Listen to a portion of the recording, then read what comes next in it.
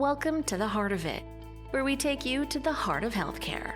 This season, we're exploring what happens behind the scenes at Fraser Health to ensure patients receive the best care possible. Fraser Health provides care on the traditional, ancestral, and unceded lands of the Coast Salish and Inklakatma nations and is home to 32 First Nations within the Fraser Salish region. Fraser Health is dedicated to serving all Indigenous people and honors the unique cultures of the First Nations, Métis, and Inuit living within the Fraser Salish region. Thank you so much for joining us today. Really excited to start the season 2 of The Heart of It, which will get into behind the scenes of healthcare. And because we perform over 100,000 surgeries in Fraser Health, I'm very excited to invite Dr. Konkin, who is head of our surgical department at Fraser Health, and Dr. Feisal Mohamedali, who's our head of anesthesia department at Fraser Health. And I'll start by asking a little bit about themselves, and maybe I'll start with Feisal. Okay, well, thank you for having us on this podcast. It's a pleasure to be here. So as Dr. Lee mentioned, I'm the Regional Medical Director and Regional Department Head for Anesthesiology in Fraser Health. Outside of that, I am a practicing anesthesiologist out of the Royal Columbian and Eagle Ridge Hospitals, where I do get a chance to work on a regular basis with Dave. And I actually do practice trauma medicine outside of the Royal Columbian Hospital as well. Great. And Dave? And Dave Konkin. So I'm a general surgeon at Royal Columbian and Eagle Ridge Hospital, and as well as the regional medical director for surgery. With 100,000 or more surgical procedures each year, there's lots of surgeries that occur across our 12 acute sites and one outpatient center. And sometimes I find that there's a bit of black box around what happens in healthcare. And for those people that are undergoing those procedures, general things being general, maybe I'll start with Dave. What's the most common kind of surgery that you operate? So personally, as a general surgeon, hernias. I'm the hernia guy in Fraser Health and in BC. So yeah, hernia would be the most common operation. And if someone is diagnosed with hernia and a referral occurs, what happens thereafter? Because I think often patients or families are waiting and go, oh, so now what? Now what? That's a good question, and I think it's important to realize this. Yeah, we're referral based, so I have to get a referral from either a merge doc or a family doctor, so patients can't self-refer, and so usually, they get a referral to office, and then they, get booked to see me in consultation, and so that, depending on times, it takes a little bit to see, but and we prioritize our wait lists on actual seeing patients and see the cancers quicker than some of the other cases, and then we book and see there. Personally, I see most of my patients live, and my joke is I need to poke hernias, so I don't really do virtual care, whereas I know a lot of other physicians will do a lot of virtual, so that they'd actually see me in the office. And I think it's important to realize in the office, one, I need to make the diagnosis. Number two is actually, figure out, can I help them? And I think that's important to realize because not every hernia needs to be fixed. So if surgical intervention is required, then what happens? So there's a bit of a process of paperwork, and then we actually submit it to the hospital. So originally everything is just in my private office, and we actually submit it to the hospital, and then they're placed on the quote-unquote wait list. It's really getting them ready for surgery, and I think Feisal can make some comments on what they call pre-optimization. Yes. So once we send the booking form in, and then we schedule them for a date, then there's a process in the hospital with Feisal and anesthesia trying to support patients as well. So let's walk through that then. So you've now determined, let's just call our patient Joe. Joe needs to have a surgery, and that then gets sent to a hospital. In this case, because you operate out of Royal Columbian, it's sent to Royal Columbian. Royal Columbian has this package of pre-optimization. That's very good, that we look at, and that pre-optimization overall package requires some things that the patients need to do, and one of the things that they need to do is to be connected with anesthesia.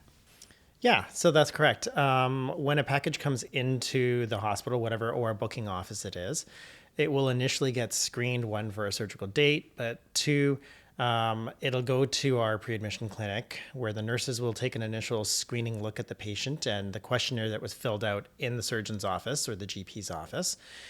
which starts to give us an idea of the patients and their underlying medical illnesses that are outside of what the surgical procedure is.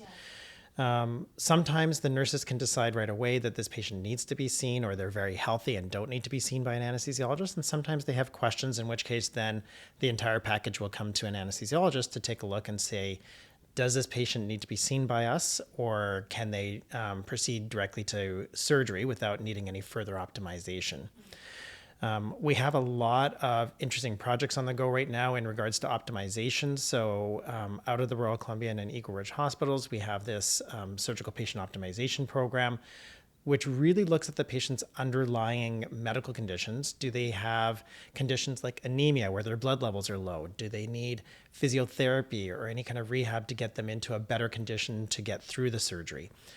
So that's outside of what the anesthesiologist does, but when they are deemed to have conditions where they may need to be seen in consult by the anesthesiologist to provide that safe anesthetic care, they'll be booked for a consultation with the anesthesiologist. That consultation could be in person in one of our pre-admission clinics. It could be virtually by video or by phone to make it more convenient for the patients, depending on how sick or healthy the patient is. And it's really our first touch point with the patient to, one, get to know them, get to know their underlying medical conditions and the surgery they're coming for. But it's also a chance for us to assess them and say, what can be done to make their journey through surgery safer? And also gives us an opportunity to talk to the patient, because many of them are very nervous about their upcoming surgery. So being able to talk with someone who is going to be there, or a department that's going to be there for your surgical care, and answer questions about the anesthetic as well as the basics of the surgery, I think allows people to start that process of internalizing and not being as nervous in the procedure. When you're talking about pre-optimization, I'd like to probe a little bit more. There's anemia, but there's also physical activity. There's also healthy eating, smoking. I think there's also connection to some of the social supports and things like that that's available. Are you able to speak to that a little bit and what it means for post-surgical? Sure, I can talk to some of that initially, and then maybe Dave can take over from there. So you actually spoke to a lot of what we do, which is we do counseling in regards to smoking and alcohol and recreational drugs. We know that these are things that some patients deal with. It's not necessarily easy for them to deal with. We try and make it comfortable for them to open up, and we have discussions about how we can improve their surgical flow and their ability to tolerate the anesthetic and the surgery. So we have information and resources for smoking cessation. We also do, as you talked about, the physical rehab, and this is more so in some of our patients, like our orthopedic patients that come through that are coming for knees and hips. They're put in touch with physiotherapists, occupational therapists. They're given exercises to prehabilitate themselves to improve that muscle strength and that mobility, so that they are at a point where when they get through the surgery, it's easier to start that mobilization process. And then, Dave, do you want to start talking about? Yeah, and I think it's important to realize when you talk about risks of surgery, there are modifiable risks of surgery. There's risks for any surgery, but they're actually modifiable risks. And so things that we can actually act on and patients can change. And I think that's probably the most important thing. And I think the other thing is we had a lot of experience with what they call it enhanced recovery after surgery was the thing. It started with colorectal surgery, so cancer surgery.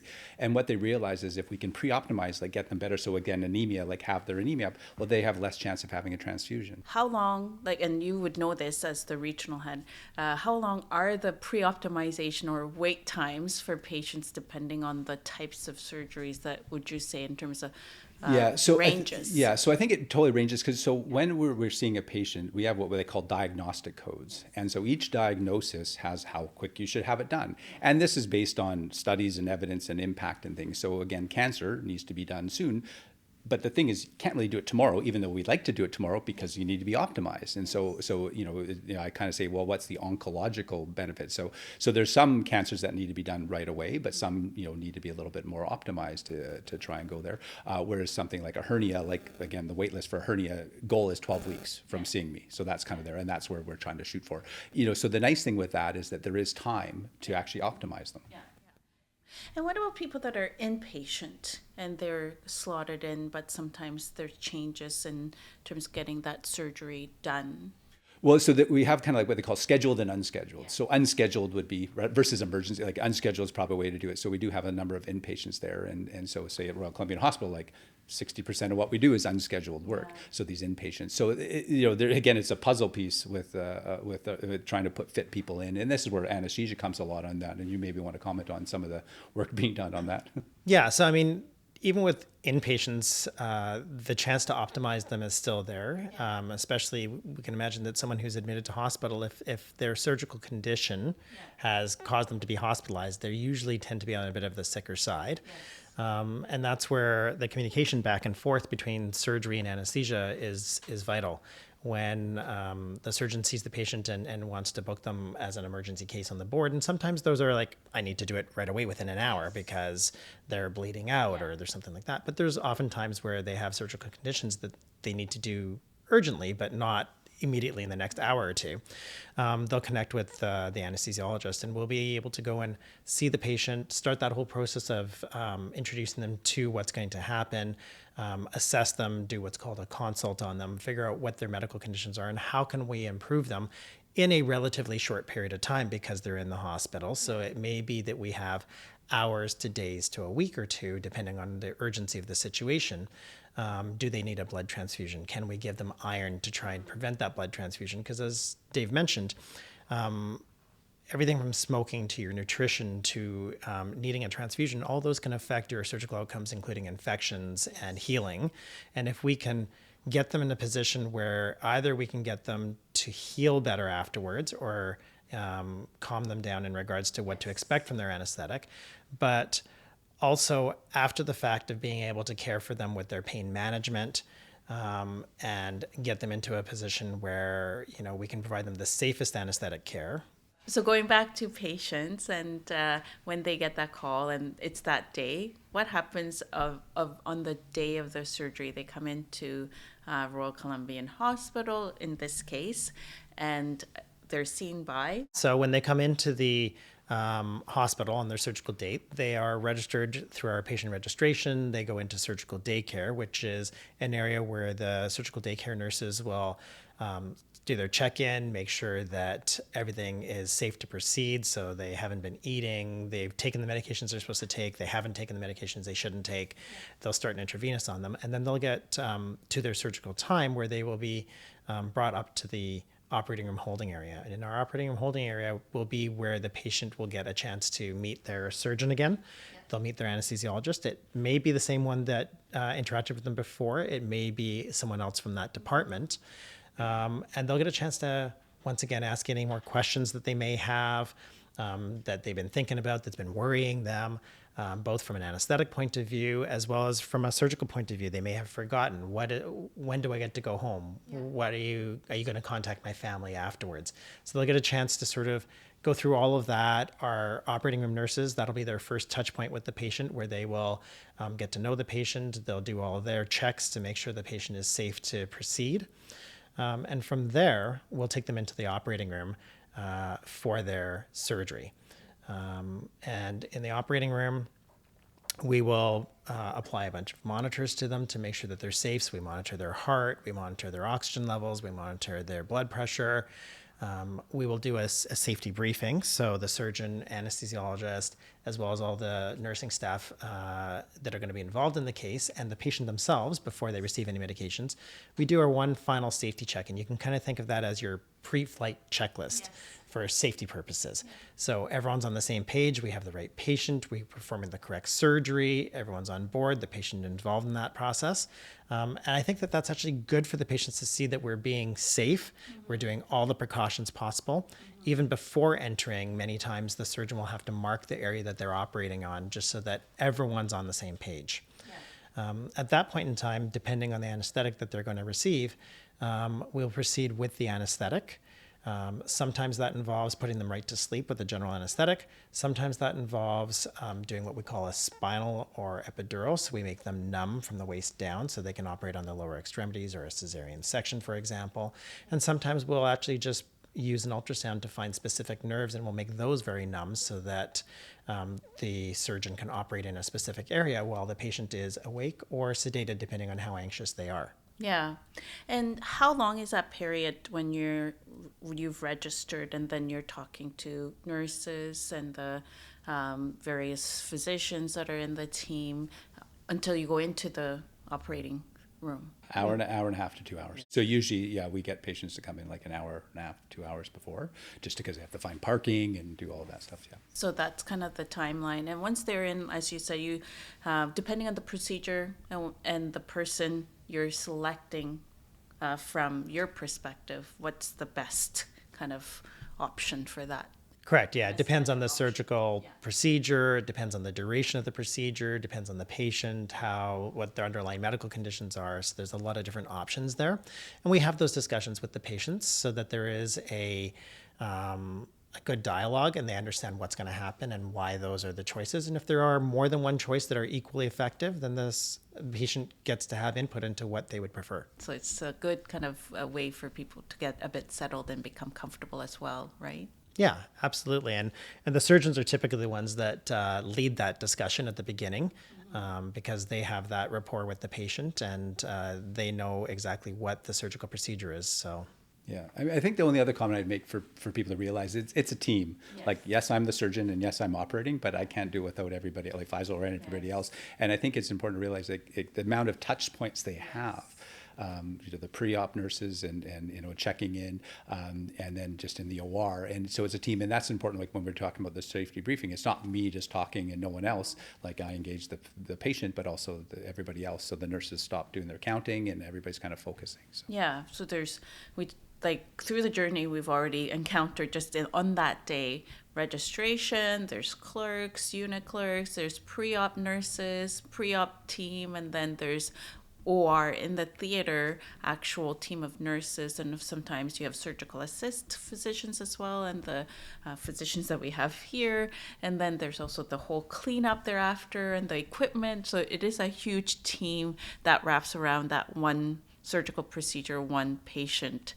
And once they're under, let's say, then what happens? That we proceed with surgery. So, I mean, I think it depends, again, the same thing. But yeah, as you said, like, so when I'm scrubbed in the OR, I have what they call a scrub nurse. So that's someone who's actually sterile that can hand me equipment and organizes the equipment. Usually I have a surgical assist that's helping me, depending on the complexity. And so then we proceed with surgery. And I think the other comment I was making when you're talking about the anesthetic and everything, there's communication between the surgeon because, hey, Dave, how big is this case? So there's a lot of communication that way in trying to share with the patient on, what I think would be the best thing too. So I think that's the other thing that. And I think that's really important. That communication, it's between surgeon and anesthesiologist, but it's between the entire team as well. And that communication doesn't stop when surgery starts. It's a constant flow of back and forth communication among everyone on the team. If Dave runs into a problem, he's going to communicate with me. If I'm having, some concerns on my end, I'll communicate that with him. If the nurses have any concerns, and there's a constant flow of communication to make sure that safety is there. And so as we walk through, then we're getting to the end of the surgical procedure and finishing up, wrapping up, and then what happens thereafter? I think it's important to realize with that end is that, and this is where you were saying about the patient wake up, like they still have to land the plane, Yes. And so even though I'm done and they make sure. So I think we have what we call a surgical debrief. So what did I do? Is the count correct? Because we have the nurses counting to and count making sure all of the exactly. So there's a lot of that, and needles, again, like naming the pathology specimen. So there's a lot of work to be done there, and then it's the anesthesiologist waking the patient up so that they're like I stay in the room and make sure everything's okay that way. So that's kind of the next part of it. And then Yeah, so I think from an anesthesiologist's point of view, especially if we're doing a general anesthetic, to use an analogy that people would understand, takeoff and landing are the two most intense times in the procedure. For us, it's going to sleep and it's waking up in a safe manner as we control all the biological functions of the patient. So those are where we really want to hyper focus and make sure that we're extra safe and we get the patient through the surgery in a safe manner, but also being comfortable. So ensuring that we have enough pain medications on board.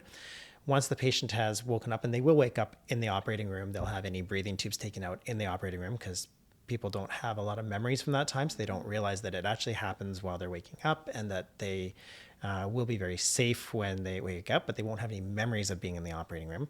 Their first memories are going to be in the recovery room. So that's our next phase, is once the patient has safely gone through their operative journey and woken up from their anesthetic, we'll take them to the recovery room, where another whole team of people are going to be involved in their care to help them through what we call that first phase of recovery, where they're starting to wake up, we're making sure they're comfortable, making sure they're safe, and looking after them. And we have phenomenal recovery room nurses that work just as hard as everyone else on the team, that are going to look after them until they are ready to either go back down to surgical daycare if they're going home the same day, or they're going to go to the ward for the duration of their journey through the hospital. Yeah. And what kind of procedures are more of the day procedures where you do go home versus ones that require hospitalization?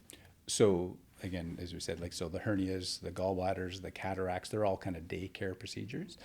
Whereas more ones when people are having like cuts, like laparotomy cuts, like colorectal surgery or prostate surgery, are the ones that they're going to be over, like, stay for a few days. And I think some of those surgical procedures are also changing over time. So when we look at orthopedic surgery, traditionally hips and knees have needed to be in the hospital for 2, 3, 4 days. But we're starting to, in select patient populations that are healthier, have more mobility, have the ability to do it, we're starting to do some same-day arthroplasties. So surgical journeys change over time as the technology changes and our ability to perform the procedures changes. Yeah, I remember when I had my appendix out, I was in the hospital for a week. Can you imagine? Well, hernias used to be 3 days. Hernias used to be 3 days, and now it's like 3 hours. Yeah.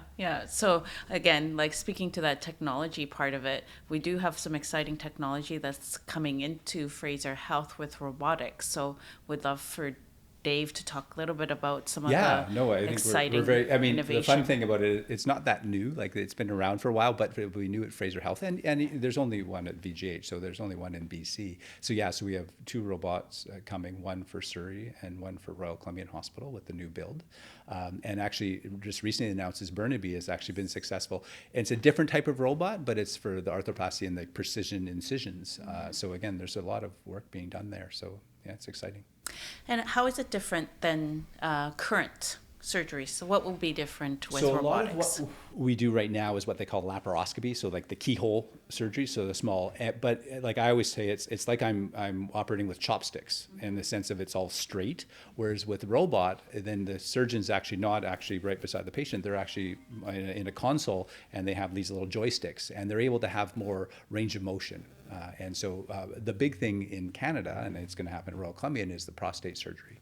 And it's kind of, they go deep down in the pelvis. And the really important thing is the visualization, because you get these amazing images that they can see the nerves and dissect out those carefully. So it's really exciting how we're bringing that forward. Maybe we can talk a little bit about what happens for people that are discharged from day surgeries, and then what happens for people that are staying in the hospital for a few days. So it really starts with my initial consultation is expectations. What's going to happen? Are they going to go home? Are they not going to go home? And giving giving information. I have a lot of my own kind of personal instruction sheets that I've created over time with feedback from patients. We also have, Fraser Health has a huge patient education part of things like that. And it is important for our surgical daycare nurses, as they do a lot of work on educating the patients as well, and their family members, because sometimes they're a little sleepy. So there's a lot of work to make sure they're feeling safe going home, what they need to do if they have any issues and concerns like that. And then when we talked about arthroplasty, there's a lot of work with connection with physiotherapy and that kind of thing. So the patients know what's going to happen, once they go home. And for folks that are staying on, then they're moved to a surgical inpatient ward, right? And then they're seen regularly by physicians and nurses and the team again. So once again, they'll go to the ward. They'll be seen regularly by their surgeon or the team looking after them. And then there's a percentage of patients that will be seen on a regular basis by the anesthesiologist, and those are the patients that we put on our acute pain service. Mm-hmm. So when they have a larger surgery, which involves potentially more postoperative pain, that's where anesthesiologists will remain involved. We could do a few different procedures, from nerve blocks and catheters to putting in epidurals that help make the area numb, to doing what we call patient-controlled analgesia, which is a pump that the patient controls that has pain medication in it. And then they will be seen by the anesthesiologist on a regular basis every day, usually twice a day, where they will assess their pain, make adjustments, and as they get closer to, I should say further from their surgery and closer to going home, we'll transition them off of our service into managing with oral medications that then gets handed back over to the surgical team. And I think it's important to realize that, the ward nurses are such a key part of the patient journey, even though the surgery's over, because they're there 24/7 looking after. We have nurse practitioners, we have pharmacists, dietitians. Like usually as a surgeon, usually I'll see them once unless there's an issue, and so they're my eyes and ears, and so the patients are well looked after. But I think and then the other thing we do have is we have other services like internal medicine to support depending on how other medical complications or issues they have. And once they're home, depending on the procedure, what kind of supports do they have? So some people just rely on their families. Usually they'll have a follow-up visit with the surgeon, depending on if I've taken out a cancer, then I see them sooner, so I have the cancer out, whereas other times we'll see them later. And then depending on the recovery, sometimes they'll see the surgeon once, sometimes they'll see them multiple times after surgery. And most of the times everything goes well, no problem, but there are times when there are complications. So what happens if there's a complication from the procedure? So, I think there's a number of complications that we know happen. Things like wound infections are very common. So there's monitoring that we do all the time when the nurses do, and then we act on whatever it is. Sometimes we do imaging, like CT scans, post-operatively if there's any concerns. Usually they're, especially for major surgery, they'll have daily blood work. So we're following their blood work and monitoring their electrolytes, and then we act on them as needed. What about when they're home and they feel like there's complication or this doesn't feel right or whatnot? What happens? So there's a couple things. So usually we kind of ask them, see your GP in a week, So usually we rely on their family docs, and it also engages the family docs on what happened. And again, call the surgeon's office there. Quite often in the information we have, 811 and for information, and Fraser Health has their own virtual kind of nurse line. So we've been so surgery's actually been utilizing that a lot to help that. And then definitely there is some that, if in doubt, come to Emerge. And so there's definitely that part of things that we rely on our Emerge docs to kind of support that. I'm also curious about a couple of personal stories, but before that, I know that Feisal, you've been a huge champion in planetary health. And sometimes people think, it seems a bit of an odd match, but can you tell us a little bit more about that? Yeah, so I'm very proud of my regional department and everything we've been able to do, and the champions that we've had in the whole department. People may not realize that healthcare is a significant contributor, unfortunately, to greenhouse gases. It's the natural end result of what we do. But we have a lot of projects on the go. One of the bigger things from an anesthesiologist point of view that contributing to greenhouse gases is the actual anesthetics that we use on patients. We use what's called volatile anesthetics or gas anesthetics. And those anesthetics are very potent greenhouse gases when they get released into the atmosphere. Many tens of thousands of times more potent than CO2 even. And so we've been doing a trial in Fraser Health on what we call anesthetic gas capture, which is taking those gases, and instead of releasing them to the environment, we're able to capture them within a cylinder that then goes back to a company that's able to redistill those down into their base products and can actually be reutilized in a very safe manner. The big thing there is that we're preventing lots of greenhouse gases from entering the environment. And so we just recently received the results of some of our initial testing and trials, and even just doing that in 6 operating rooms across Fraser Health. And we have over 100 operating rooms in Fraser Health, but even doing it in 6 of them for a short period of time, it would translate to over 5,000 trees being planted every year just from that alone. And so being able to expand that across the health authority is our next step in doing that. And then the other end of things is also minimizing what we put out there. So nitrous oxide is another gas that's used that we're trying to minimize its use. And a lot of it, unfortunately, is lost through leakage in the system.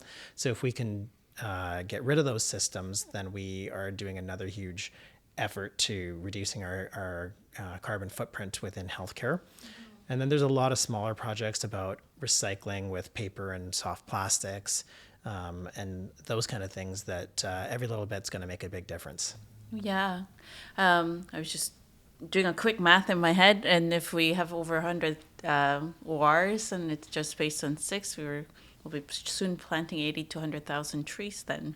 That's pretty exciting. Yeah, it's a huge benefit. And what's been the motivator behind your passion for this area of work? I think it's twofold. One, internally, I have a passion for it. I've seen, unfortunately, the results of climate change, even locally within British Columbia, with forest fires in the summer and flooding and the changes in the environment. So it's kind of undeniable from that end of things.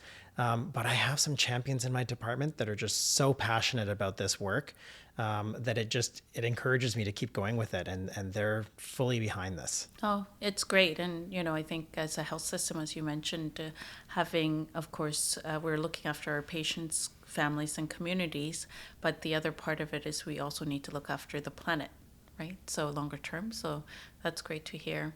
And I'm sure, I don't know if you guys track this at all, Dave and Feisal, like how many surgeries have in your lifetime, professional career, you've been involved in? So I think I do about 1,000 touch points a year.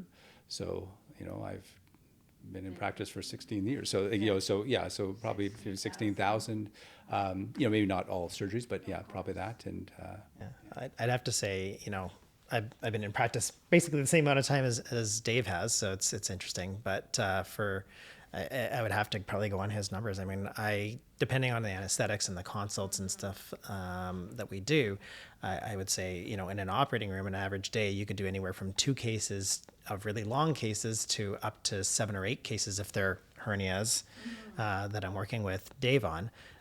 So I could easily see that number of 1,000 or more per year. Yeah, which means really, like, between the two of you, you've looked after like a small municipality of people in your current career, and many more years to go, I hope, because we need to make sure that we're continuing to deliver on our surgical quality and service for patients in our community. And of all those tens of thousands of people, is there a patient that really stands out to you that you'd be willing or able to share a story about? There's one patient that I will always remember, and she was a patient that had a specific neurological condition called Chiari malformation, which is in the brain. And the reason I remember this patient was she always had this most amazing positive outlook. She must have had over 30 to 40 surgical procedures in the time that I'd known her. And of course, I didn't do all of them, but I was probably involved in, between 5 to 10 of her procedures easily. To the point where she knew me coming down. She'd like to make jokes with me. And she worked actually in the Fraser Health area as a food inspector. So she was kind of involved in the health end of things that way. But despite the fact that she had, because of her medical condition, she had so many surgeries, there was never a time where she didn't, despite what was happening, have a smile and a joke for people that were coming to help her. Well, that's a wonderful story. Dave, anything that One you'd thing like that to just share? popped in my head is I had probably a year ago, I was in an busy office, and someone came in and I said, "Oh, I'm looking for Dr. Konkin," to my secretary, and she's like, "Oh, he's just in office," and he's like, "Oh, I want to come because it's around my 10-year anniversary that he saved my life." And I was like, so I didn't remember him, I'll be honest, but it was as a patient that was a trauma that it came in with a car accident, and and he was bleeding, and I took him to the OR and recovered and everything else, and then I went on in my merry way, and he went on his merry way. But for him to come 10 years later to kind of say thank you was kind of a very humbling. I think we're coming to close, and I'd love to ask one last question for each of you, which is, what is the word that you would use to describe future of our healthcare, and why? What came up was optimism, which I know there's a lot of hard things and it's a challenge, but like I go every day to try and help people. And I think that's, and then I have satisfaction with that work. Yeah. And so I know there's a lot of our colleagues that have a lot of frustrations, things, and maybe that's what's made me successful as a leader as well, is that I'm doing something impact. So either going to impact the individual or the system, and so I think I do have some optimism. I know there's a lot of work to do, but. So that was one of the words that came to mind, but I think the other word is change. We're in a state of change in the healthcare system in general, but also advances that we're embracing, the robotic surgery, techniques are changing, medications are changing, our population's changing. Optimism with change in mind. So it's perfect end to today's conversation. Thank you so much, Dave and Feisal, for walking me and the audience through a surgical journey from primary care referral or emergency referral to recovery. I think our Joe, the patient, had a successful journey through our health system. So thank you again for joining me today. Join us next time as we continue to get to the heart of healthcare. Don't forget to rate and subscribe to this podcast. The Heart of It is produced by Fraser Health Communications and Public Affairs.